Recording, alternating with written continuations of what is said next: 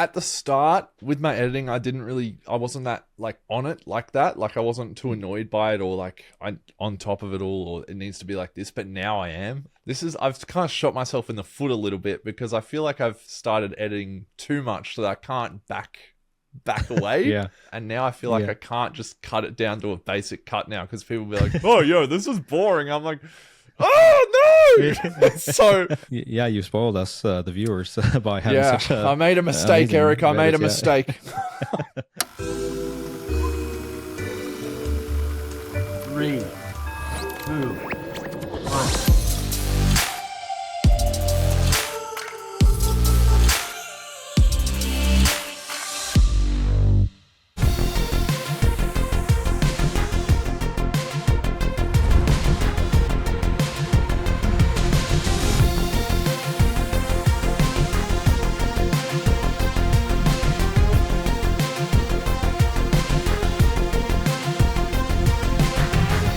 Welcome back to the Reactorverse Podcast, brought to you by Passion Fruit, where we interview all your favorite creators in the reaction space.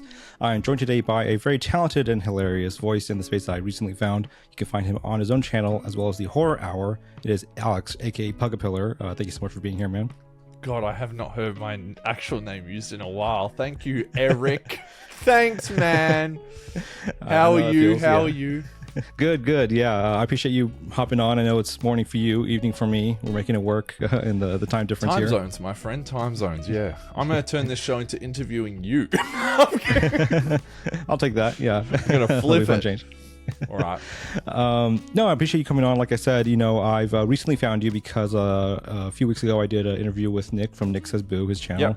Yep. And from there I found the Horror Hour, which is a really fun channel that you were part of, along with a lot of other creators that I've been really fond of, just seeing all the sort of different talented voices there. So I've been keeping track of everyone who's been sort of contributing there. And for yourself though, I just found your channel through that, and I really latched on to like your style and sort of tone of how you carry yourself in the videos, and I just wanted to have you on just to sort of chat. First of all, apologies for finding the Horror Hour. I'm so sorry. It's brain rot in a podcast, but thank you. And also thank you for following the only straight guy on that podcast. Appreciate it. Right. Yeah, there's a lot going on there, but I wanted to focus on your experience over the last few years with the channel, and just start from the beginning, which for me, what really caught my eye the first time was the name of the channel, Puggapillar. Yeah, okay. Very unique name. How did that come to be? Where's that origin of that? Everyone seems to ask me this question at some point, and I actually have no good answer for you. Right, so I used to be a Call of Duty like editor. So you would have like are you familiar with FaZe Clan back in the day, like stuff like that? So their montages and things like that. I would do stuff like that. However, I'd do like 30-second Call of Duty edits to like popular music, and my name at the time was Pugg Edits. So when I eventually got over that whole thing, I was using copyright music all the time. We'll get into that a little bit later because it took me forever to get monetized. But so I was going by Pugg Edits at that time, and then I decided to move to like drama commentary things, like those things that were like popular in like 2018 where you were critiquing stuff. Now you look back and you're like, oh my god, that was so cringe, why did I do that? So all those videos are privated, you're never gonna see them, sorry. And then I still had the same name then, and then I was like, oh, I'm so sick of this name. And I was like, one day I just was like, what would make a unique like collaboration with a pug, because Pugg just doesn't work. And I went Caterpillar, and I was like Puggapillar, and then that's the name. There's literally like no actual backstory behind it apart from my brain one day went, yeah, that's a good idea, and and then did that. So yeah. I should have just made a new channel entirely, but I didn't. I'm still rocking the same one. Right. Yeah, I mean, obviously one of the things I latched onto when I found your channel right away was the editing style of how you put the videos together. I'm a video editor myself, and I sort of started the same way back in the day, back in like the early 2010s, early YouTube era. I made anime music videos, also with copyright songs, so none of that is applicable anywhere now. Yeah.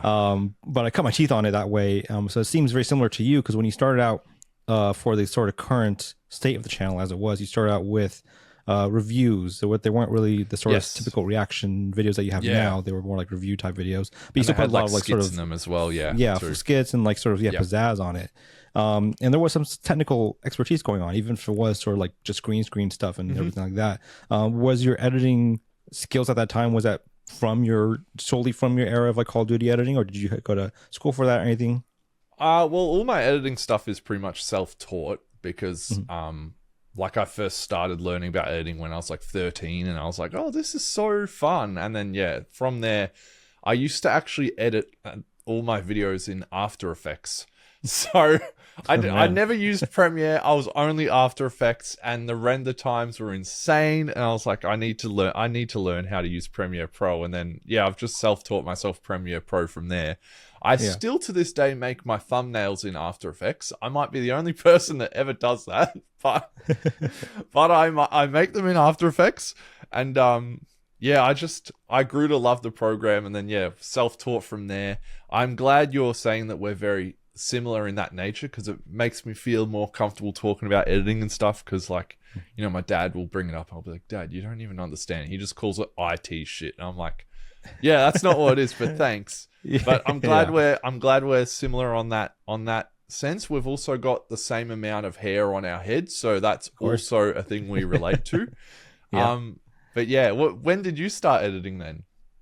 High school. I spoke about this recently on another podcast, but like when I was a kid, I made home movies, and I would do editing in camera. Essentially, I would have my dad's old bazooka camcorder that were around in the 90s, and I would hit record, block the shot, hit record the take of like my action figures talking to each other, hit stop, reframe, hit record again, get the alternate shot, and I would just do that back and forth. So once you played it on the VHS as it ran through entirely, it was just already done. So like that's how I learned myself. I didn't grab editing software until I was in high school, early 20 aughts, and I learned on iMovie. That was the first one I learned on, and I did that for a long time. And then it was just from there it was just Premiere and so on, like the same sort of trajectory. You saw there's a lot of self-taught, a lot of like necessity of like, I gotta learn this, a for lot the of sake of stress, my sanity. a lot of sleepless nights. Yeah, exactly.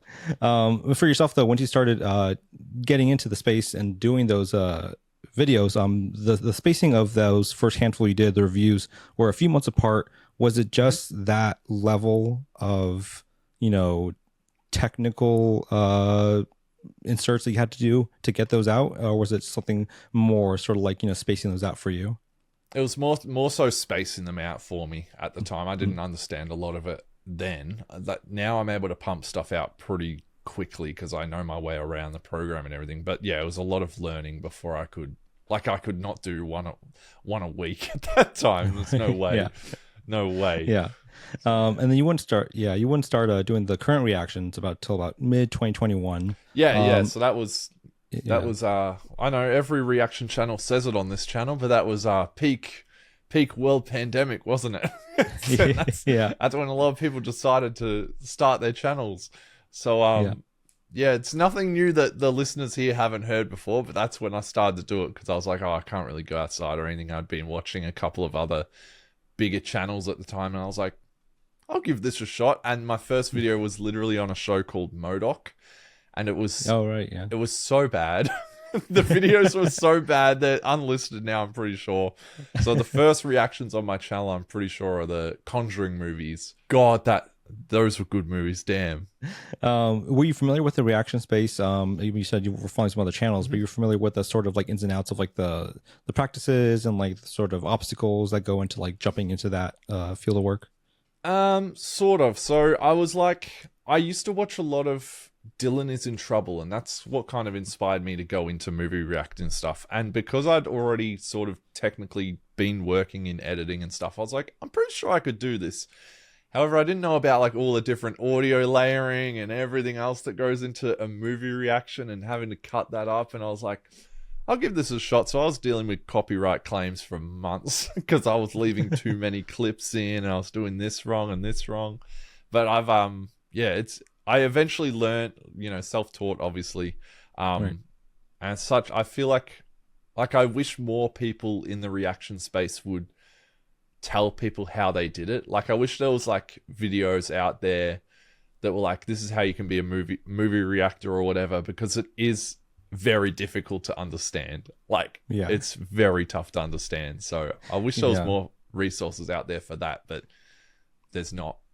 Yeah, well, that's what we're aiming for, I guess, with Passion Fruit, with this, to hopefully shine some light on those ins and outs, those technical aspects of getting started. Because you're right, there's a lot that goes into it, especially from someone who doesn't even have an editing background, who is just starting from scratch and trying to get into it.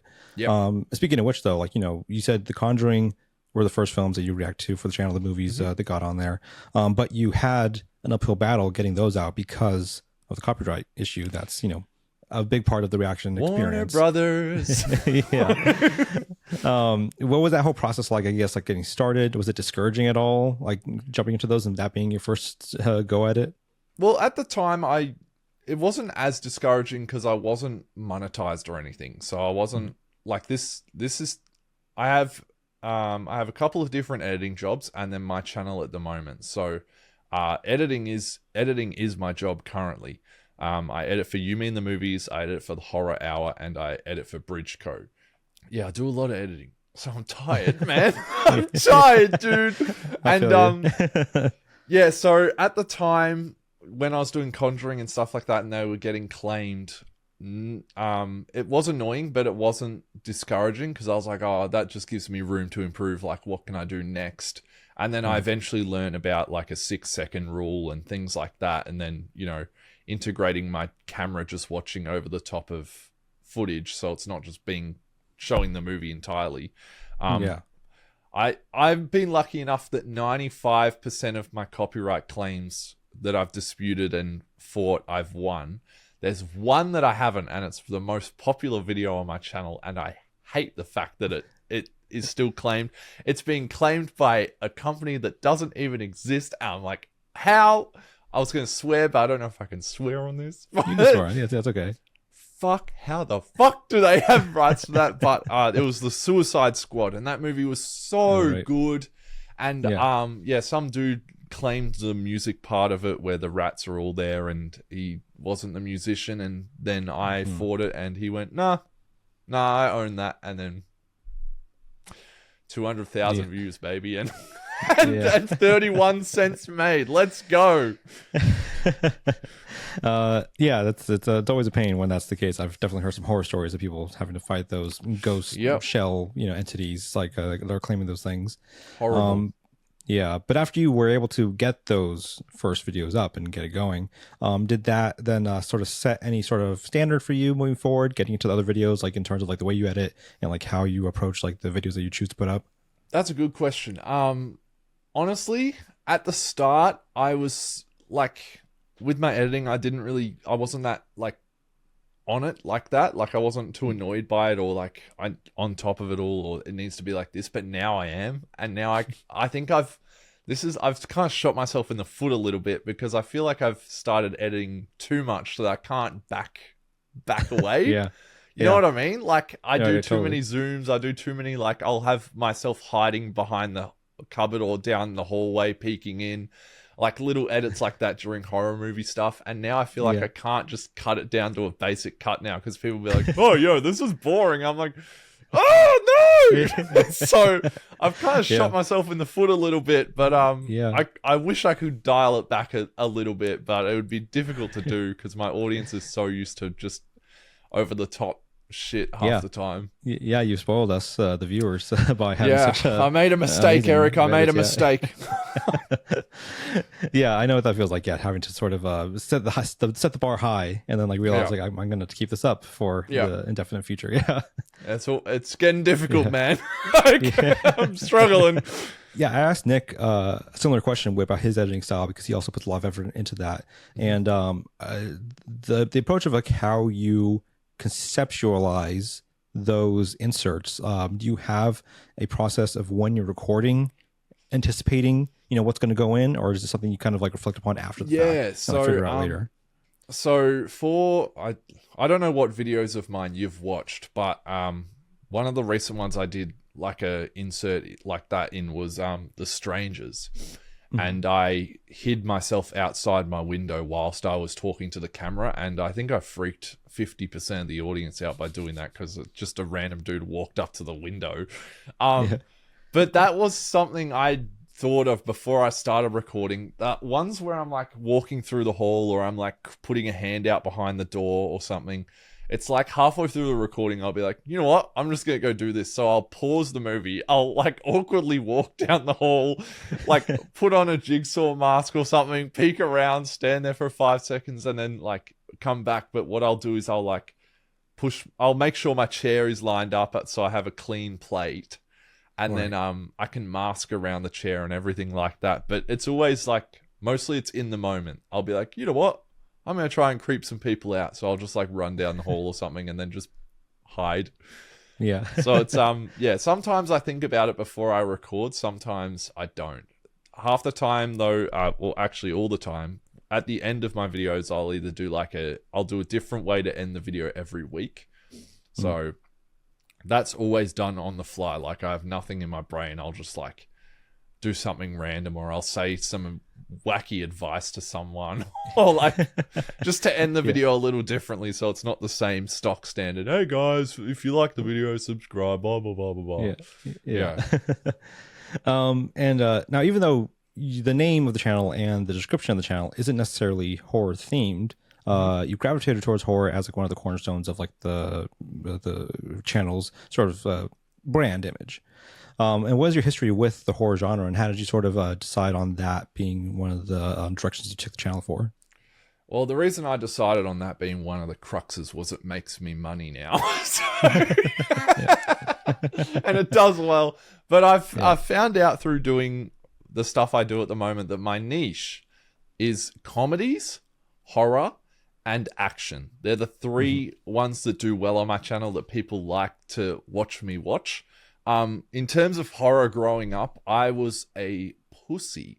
I was scared of everything, and I blame my mum for traumatizing me for that. So thanks, mum. But I said it in the start of my Nightmare on Elm Street video. There was this thing that happened when I was a kid where I walked in on like my mum and Arnie watching Nightmare on Elm Street during one particular scene, or two particular scenes actually.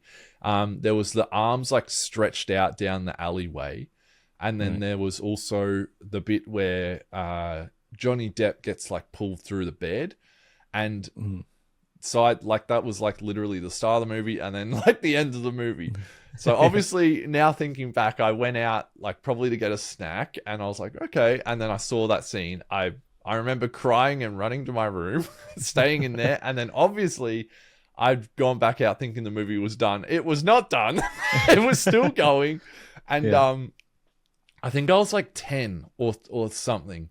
And those scenes scared the absolute shit out of me that badly that I was like, I never want to watch any horror like that ever. Like, never, thank you. And then eventually it creeps back up on you. It's such a weird thing. You hate horror, but then it like, you like the feeling of being scared. It's like, it's almost like a kink a little bit. But then, eventually I was like, I still hate horror. I'm not going to lie. Like, there's still some that I'm like, like Hereditary, man. Like, I'll never watch that movie again. That was so scary.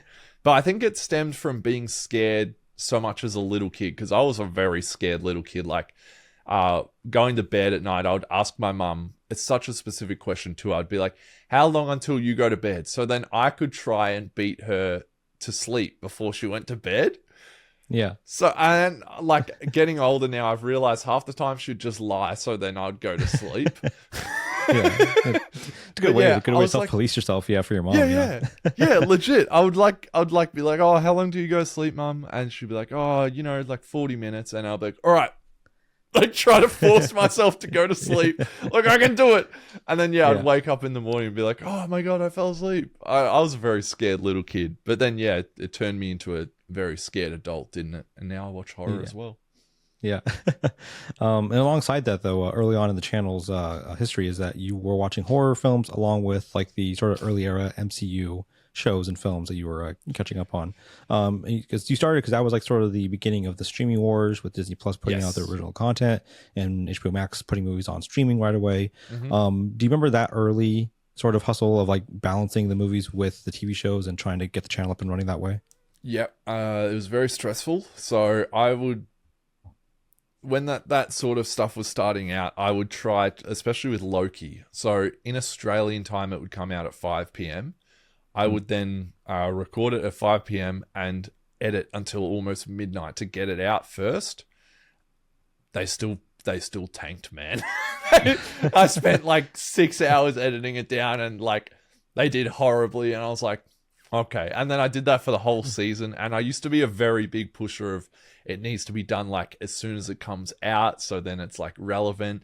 Now I'm just like, I'm too old to care. Like I'm just like too tired. I'm like, nah, if people want it, they'll watch it next week. I don't care.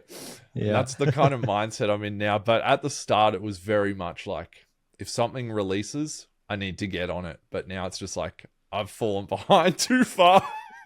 Yeah.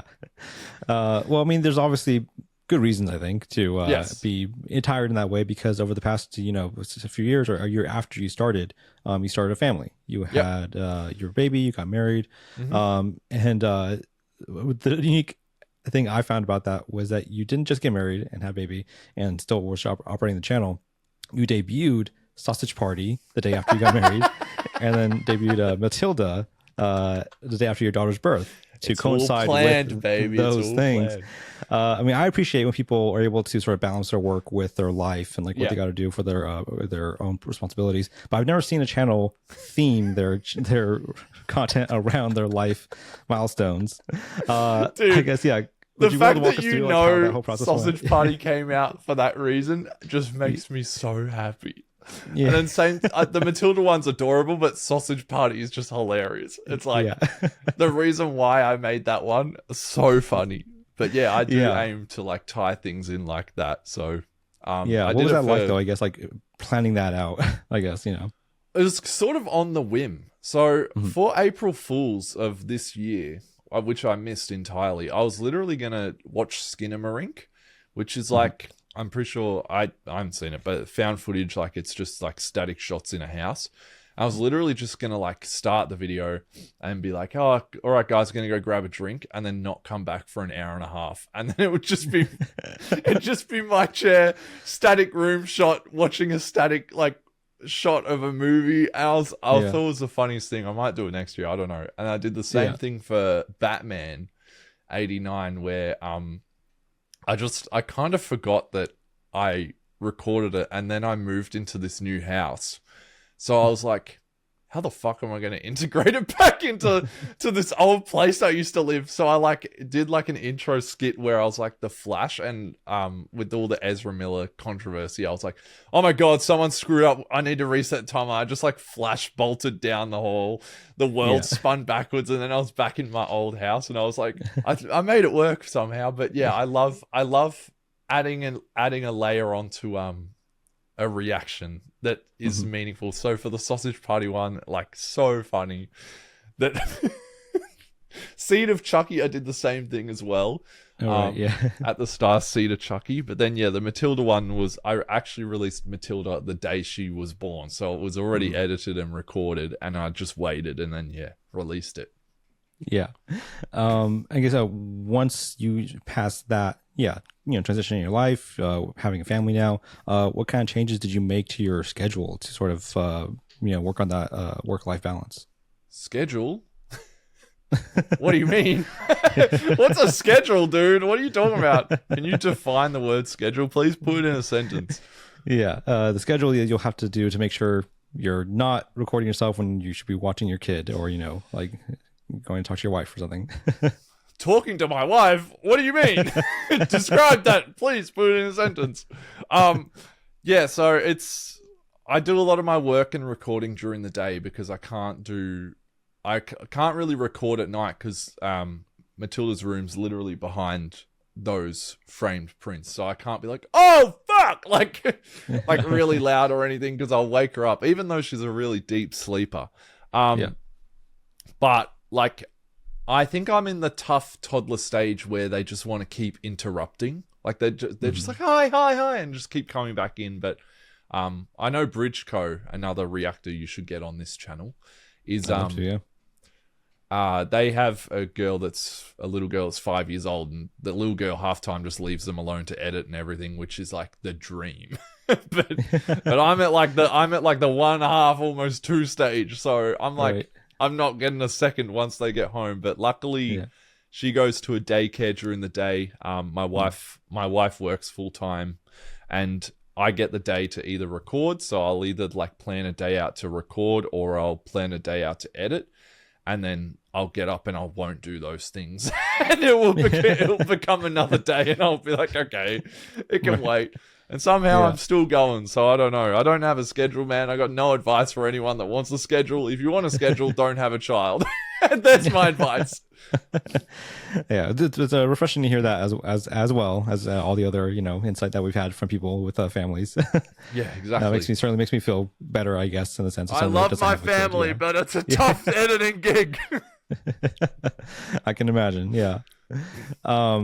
But on top of that, doing the channel, also having family, you're also part of, like you said, a lot of other endeavors, editing for other channels, being part of the horror hour, so on. How do you, I guess, approach that stuff in terms of obviously money? That's the incentive, I guess, for the most part. But just like staying on top of things for yourself in terms of prioritizing work of the passion for your own channel as well as like the responsibilities for others. Yeah. So. Okay, so I do kind of have a schedule now that you've asked that question. Yeah, I do actually. Now I feel better. So I'll always try to get a video I'm sent or anything edited as quickly as I can, so then I can just edit my own stuff.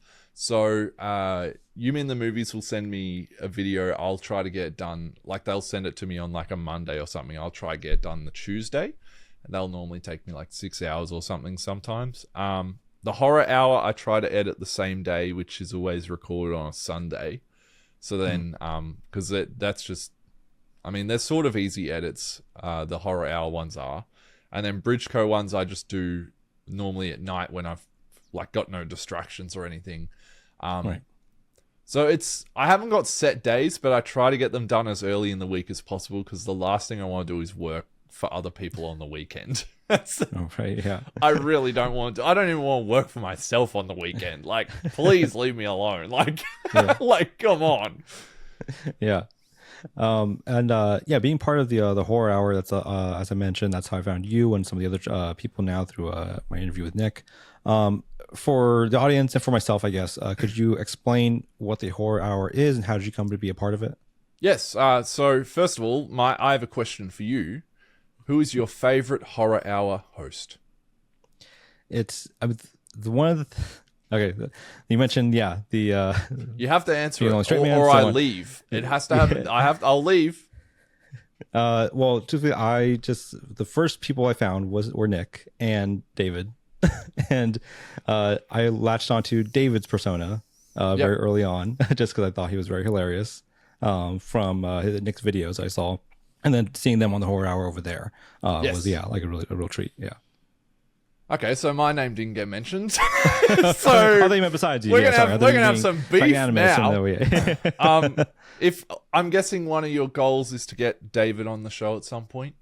I think of course that'd be great. Yeah. Well, good luck getting that video up, but you know what it's like. Good luck. Yeah. Good luck getting that. I might have to bleep some of that. Yeah. Yeah, you might have to bleep the whole episode, but anyways. So the Horror Hour is a horror podcast. I have only really recently joined, as of maybe like 10 months ago now. I joined just as a co-host that then had to edit their own first episode, which sucked. I shouldn't have to do that, but I did. And then I got promoted to the editor of that podcast, who then brought a little bit more flair to some of the edits, some memes. Like someone's literally made a Horror Hour Clips Twitter account now, so then they can post the silly memes or cuts that are in the episodes, which is pretty fun. Also goes to show me people are noticing the editing over there, which is great. But I'm pretty sure I don't know like the history of the podcast. I just know since I started, that like it's a queer horror podcast, where they obviously talk about horror. Try to talk for an hour. Half the time we don't, or we go over. But yeah, I joined 10 months ago. First straight hire, apparently. I was a diversity hire, so that's great. Yeah. And then, yeah, I also got to host my own episode. It was only me.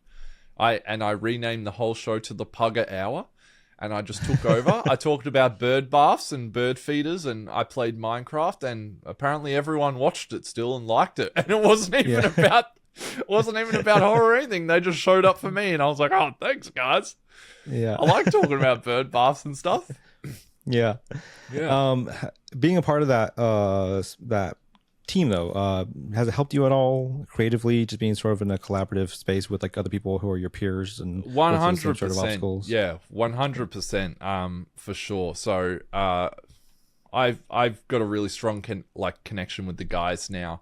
A couple of them already watched my reactions prior to me joining, which is so cool to find out like a bigger channel watches your stuff. I recently found out Ashley Burton watches my stuff, and I was like, that is so cool. Like, and it's always the thing is these larger accounts will watch channels like mine or similar, but they never comment, so you don't know. And then they'll be like, oh hey, yeah, I know you, and you're like, what the fuck? So that happened with Zavid, or ZZ Avid, I like to call him. That's how I thought he was pronounced for so long.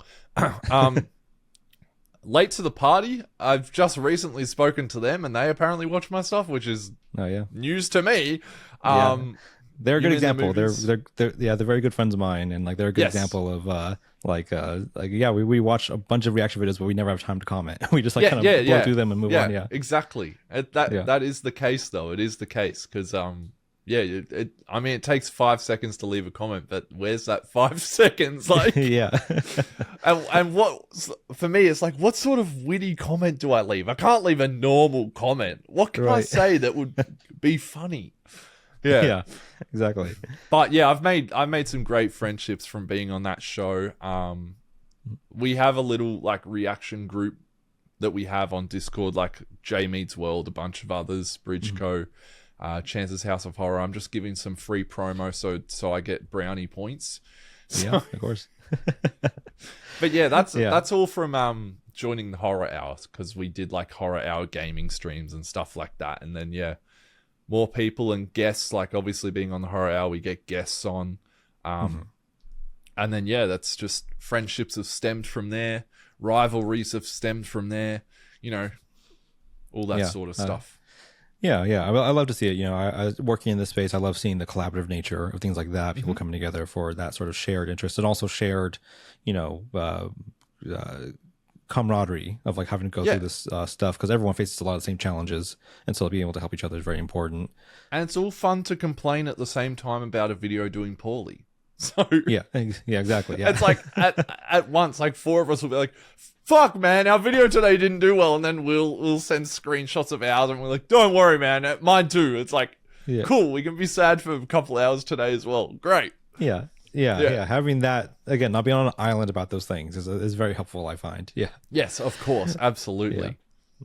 But horror being such an important aspect of the channel, you've started out going through like a lot of like the sort of the big names, The Conjuring, Scream, so on, and then now a couple years into the channel, you've sort of moved on to like the smaller niche films and cult classics and stuff like that. The horror landscape is very wide. Not all of it is great, but you manage to find the ones that you're having fun with. How do you sort of go about curating which titles you even want to consider putting into a potential reaction experience for yourself? I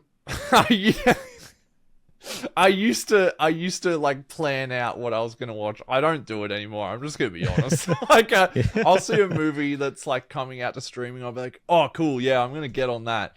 I don't do it. Like Infested came out recently. I was like, okay, I did arachnophobia on the channel. I have arachnophobia despite living in Australia.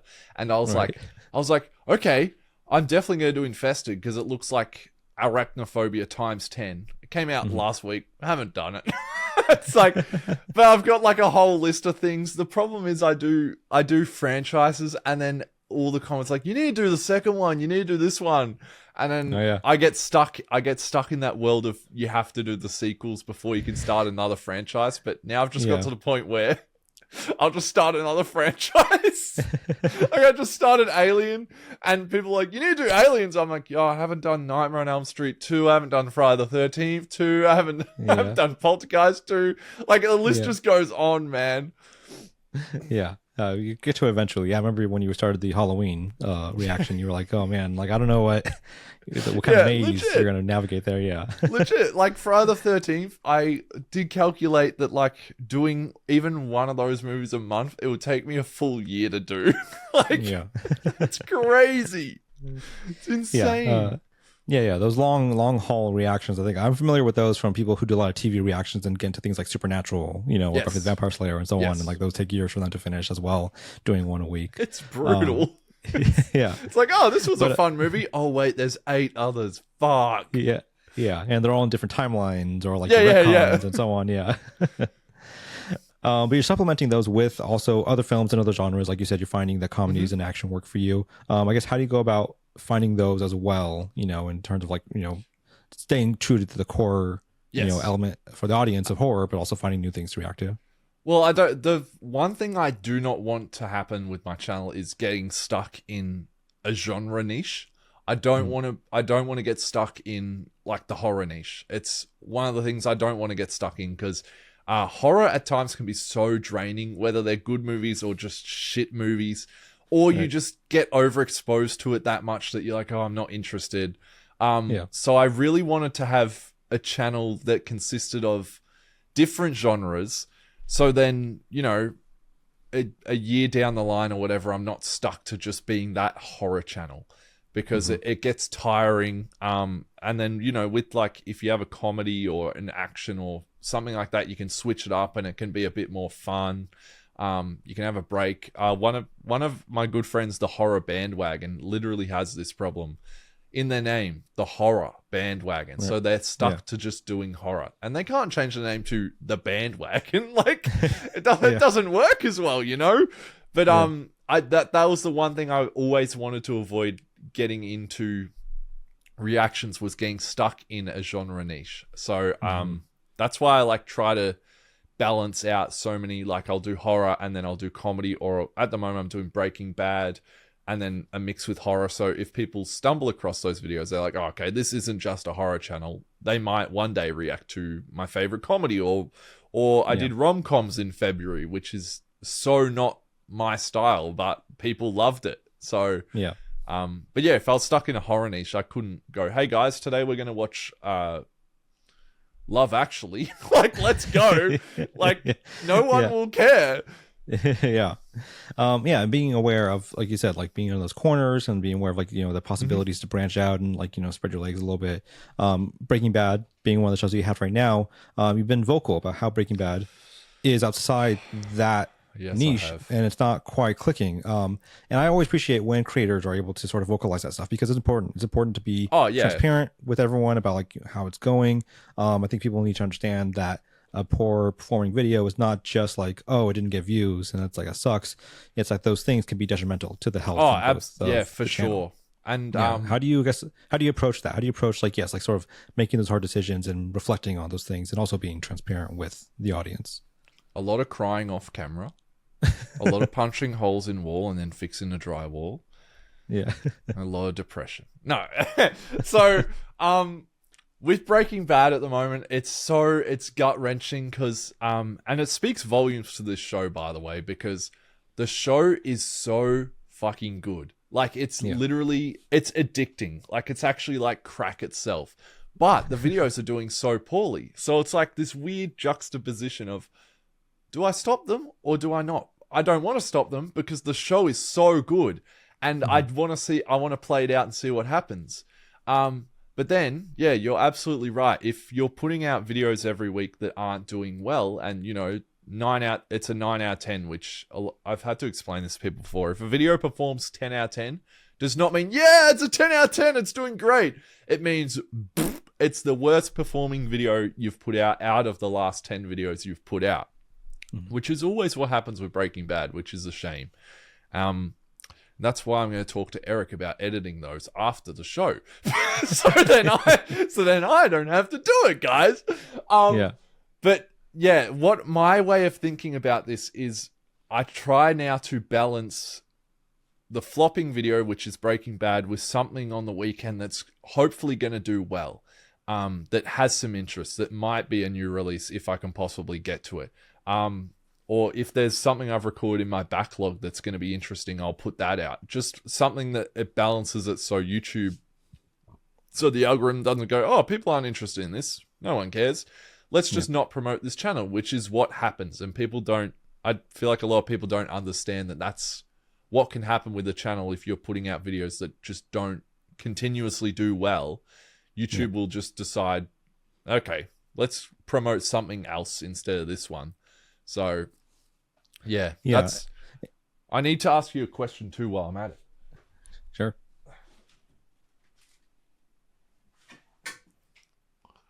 Breaking Bad vibes? We got the Porky Pie hat? Yeah. Play the theme song, Eric. It's copyright free. Jesse, we have to record a podcast, Jesse. Yeah. I mean, when you talk about it being such a great show, and that being obviously a reason why you want to keep it going, is you can watch the show not on camera, right? And that's like sort of the option. But I've already started. That's the problem. Yeah. I can't just not do it now. But I will say, Better Call Saul fans are going to be very unhappy. They ain't getting the show. I was going to ask. So, is there a sort of a reactor impulse or a completionist sort of aspect to it 100%. That you need to get if you're going to keep doing it? It has to be on camera. Yep, 100%. Which is hilarious. I'm saying that when I haven't done like Sleepaway Camp 2 or any of the other.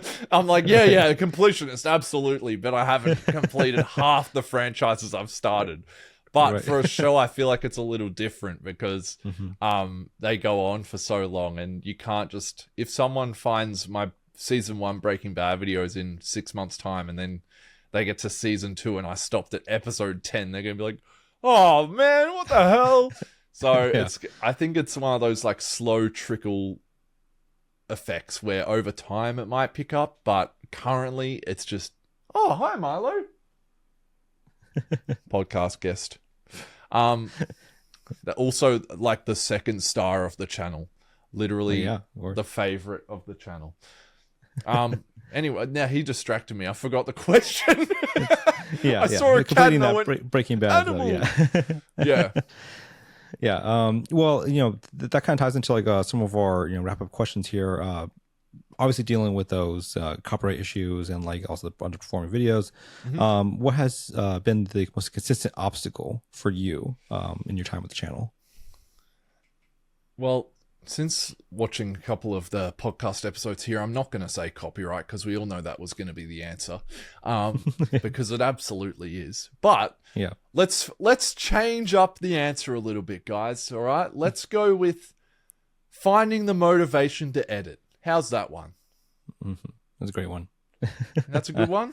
So you don't have to hear copyright for the 500th time. Yeah, or we should. I don't mind hearing it over and over again because it is the biggest problem, I think. Honestly, it absolutely is. It definitely is. Yeah. And what would you say is how have you grown when you're trying with the channel? I definitely a lot more comfortable on camera. So if you go back and watch some of the older videos, like the ones where I first started reactions, you can tell that I'm a little bit uncomfortable. Obviously, because even though I was already doing stuff on camera beforehand, watching something and being recorded while watching something, like, you feel like you can't just sit there and just watch, which really you can't, because then your whole copyright argument, that goes out the window. But I think over time, I've definitely grown in the aspect of I'm a lot more comfortable with myself. I've also developed like thanks to a lot of comments, I don't really give a fuck attitude. So if people have been assholes in the comments, it doesn't faze me anymore. It used to a ton. It used to get under my skin, but now I'm at a point where, you know, I'm 27. I'm like, oh, if people don't like me, they don't like me. And that's that. Like, I know I'm a very, like, some people have said I'm a very developed taste. I also know that some people have started watching my videos and been like, I hate this guy. And then I've seen that same person commenting 3 months later being like, oh my God, yeah, you're doing this movie. I'm like, oh wow, someone developed the taste, didn't they? That could just be the Australian in me. I don't know. But I also think I've developed or grown as an editor for sure. My skills there have grown a lot, even though at times I feel like there's still so much to learn. I definitely think that I've grown in those areas, and just I think I'm a more fun person. I don't know. I think watching movies and having a community and just getting to have fun with that community has helped immensely in terms of like being a dad as well. Like, I'm a lot more outgoing. I'm a lot more comfortable in myself. A lot more comfortable just being a moron just to make someone laugh. So I'd say those areas. Of course, yeah. Especially, you mentioned like the comments and like trying to navigate the people who haven't acquired that taste yet. Yeah. I love seeing when you post all that stuff. Like, I think the one you recently posted a week or so ago was the one saying like, can't you just like shut up and just watch the movie? Yeah, I think I put a tweet out being like, yeah, just go fucking watch the movie then, man. What are you going on about or something? Yeah. But then, I might it's see always that, my favorite. Yeah. I might see that person in 3 months' time going, they're excited to watch a video of mine because it's happened. People are like, I don't like this guy. And then same thing on the horror hour because, typically a queer space. Some of them don't really want a straight guy on that show. And then now they like me on the show. And I'm like, okay, thanks. Cool. Yeah, little victories like that. Yeah. And the final question is, beyond any monetary or financial value, what would you say is the most rewarding aspect of the channel for you? Definitely building a community for sure. My community has little jokes in it that are very specific to my channel, which I love. I don't know if you've watched the Happy Death Day video, but you watched that one? Or you just not? Oh, you did? No, I did. Yeah. Where I got I had one shot every time reset or whatever, and then I got that drunk that I literally almost had to go to hospital for alcohol poisoning. Did it for the second one as well, and apparently they're about to greenlight a third one. So, anyways, there's little niche jokes like crispy M&Ms, or like now there's the niche joke about when's Chucky, and because that's the only comment I get now, and I literally made a shirt now, merch, that says when Chucky. Like, it's not even spelled correctly, just because people that ask that question seem seemingly illiterate. Anyways, I think it's the community building. It's also the friends that I've made, like the people I've spoken to. And definitely just the self-confidence from doing this channel and the reactions and being more comfortable with myself on camera and everything. I think they're the most rewarding things. Aside from, obviously, outside of financial gain. Because, let's be honest, there's not a lot of it. Like, a lot of people think reaction YouTubers, I know someone thinks I make a lot of money. I do not, okay? I definitely do not. But there's some channels out there that absolutely do. Most do not, all right? So let's just bury that. A lot of reaction channels don't make a lot of money, but it's a big space. But outside of that, all the other stuff though, absolutely most rewarding stuff. So absolutely. We do have a final questionnaire, which we ask everyone here, so we can jump into that. First question is, what is your favorite TV show of all time? Look, The Office. Yeah, I'll take that to go in. That's definitely mine as well. Too good. One of them, yeah. What's your favorite film of all time? So, favorite film, purely for nostalgia, would have to be Toy Story. It's just something I can put on when I'm feeling like unwell or just like down in the dumps. Like, there's something so good about that animation style and everything that just appeals to my child brain that loved it so much and just like settles me, whatever. But if you want like actual, like a favorite adult movie, like The Dark Knight is just iconic. So good. But my peak is like Toy Story 1 to 3. Yeah. Sorry, I'm changing my answers. Would agree. Yeah, it's okay. The Toy Story, yeah. What about yours? What's your favorite film? My favorite film? Short Term 12. That's my favorite film. It's an indie film with Brie Larson, John Gallagher Jr., directed by Destin Daniel Cretton, who went to direct Shang-Chi and so on. So yeah, he's one of his early films. I like that film a lot. Second to that is Arrival. Can you tell I've never heard of that film in my life? A lot of people haven't, yeah. It's a very small film. Yeah, Arrival is also up there. Also Nope. Nope became one of my favorite films very quickly. I love that one. Still haven't done that one. Oops. Yeah. I look forward to when you do it. See you in 3 years. Yeah. Next question is, what stresses you out? A lot. a lot stress. I was stressed out before I came on the podcast today, man. This is my first like proper podcast appearance. So yeah, a lot stresses me out. Can't really label it down to one thing, but that's just anxiety, brother. That's just what it is. Of course. What helps you relax? Not like nothing. No, like comfort TV shows or comfort movies. I'll like give my cat like a giant hug, even though he hates it. Like things like that. My child is a great de-stressor because she's chaotic. She's a nutter. And like if I'm thinking too much about something and like I don't want to, I'll just go play with her, and she's a crazy girl. So she helps distract my mind. Of course, that's wonderful. What is a hobby or passion you have outside of TV and film? I can't say editing because it's literally it's like the main thing I do. I like building Legos. So if anyone wants to send me a Lego set, my PO box is I'll make sure Eric links it below. Oh, definitely. Yeah. I also like drawing, and I mean I love watching movies, but I wouldn't say that's a hobby really. That's not really a hobby. Yeah. Yeah, it's hard to call it that, especially now after I don't know if you just after the channel. The cat. Oh, Jesus. I don't know if you saw the cat run down the hallway.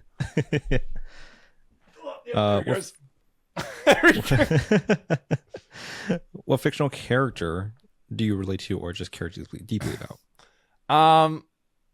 Deep cut, but Kevin Malone from The Office. I think I'm a little bit like that guy, a little bit. Yeah. I just in personality wise, I'm just a bit of a goofball, a bit idiotic sometimes, and just like I'm just not aware of the world, honestly. So yeah, I think Kevin Malone. It's okay. We can all use a little Kevin in us sometimes. Yeah. Wrong phrasing, but yeah. Sure. No, yeah. I'll put the Archer phrasing thing up. Yeah. What's your guilty pleasure, show or film? Oh God, Thunderpants. I don't know if you know what that is, but it's about Tell me what that is. I think I might know what it is. What is it? Thunderpants is a 2002 movie about a young boy who wants to become an astronaut. He has bowel problems. He has 2 stomachs, and he uses that ability to go to space. Right. Yeah. Yeah, it's a great one. What show or film? It's great, but it's definitely it's a great answer.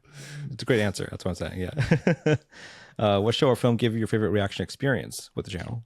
Oh, I don't think I'd be able to answer this question. I think once I finish a video, I really like how they turn out. I don't like halfway through, but once a video's done, I'll really like how it turns out. But like, I could say the Happy Death Day video. I could say Hereditary. The Insidious ones, like that. I couldn't list just one movie at all, but definitely, I definitely think a lot of the horror ones or the Austin Powers trilogy is just so good, good. Yeah. And all the comments like, "Dude, brother, you look like Austin Powers." I'm like, I'm not sure if that's a great thing or not. Thank you.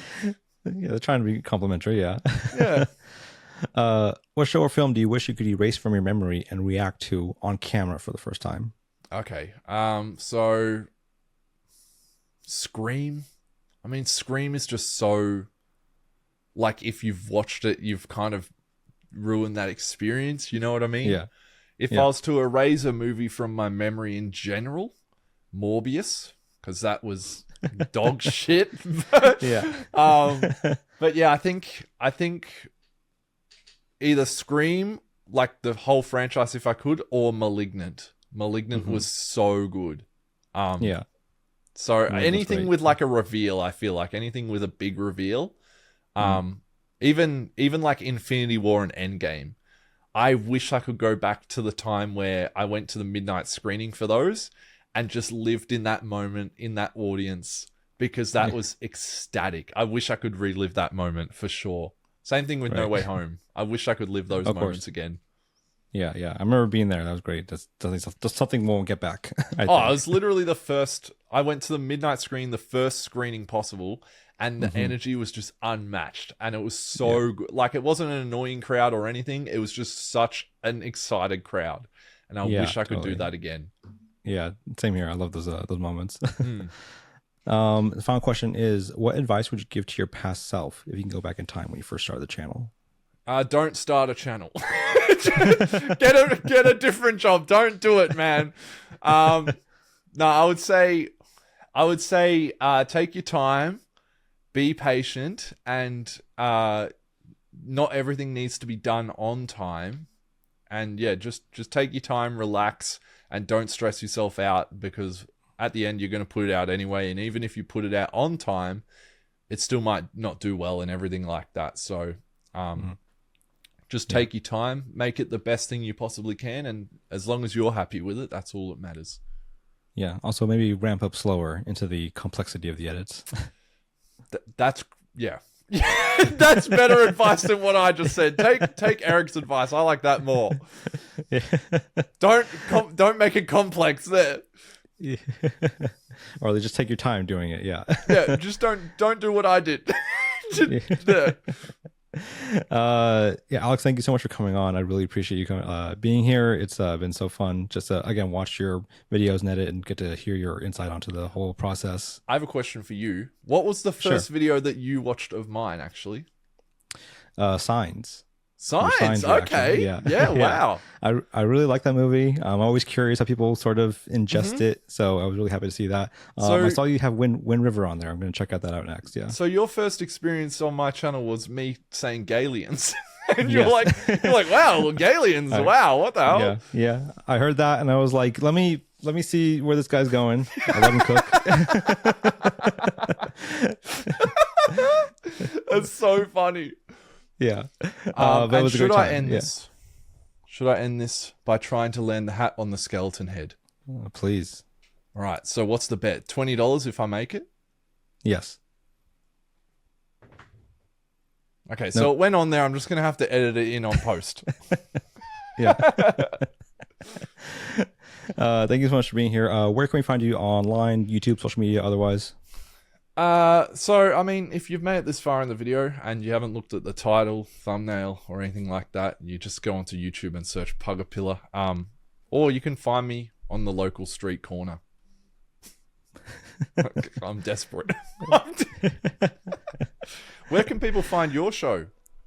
You can find us here every Monday on Passion Fruit. You can find us on our newsletter, Passion Fruit, as well, from the website, Passion Fruit, passionfru.it. We're launching our Patreon at the time of this recording, which we got tomorrow. We're going to be talking to Ben, the editor for Mr. Sunday Movies, tomorrow. Having fun times chatting with that. If you're following us on YouTube, please like, subscribe, all that good stuff. You can find me at Nerdchronic across social media, and we'll catch you on the next episode. I apologize that this episode followed popcorn in bed. Sorry.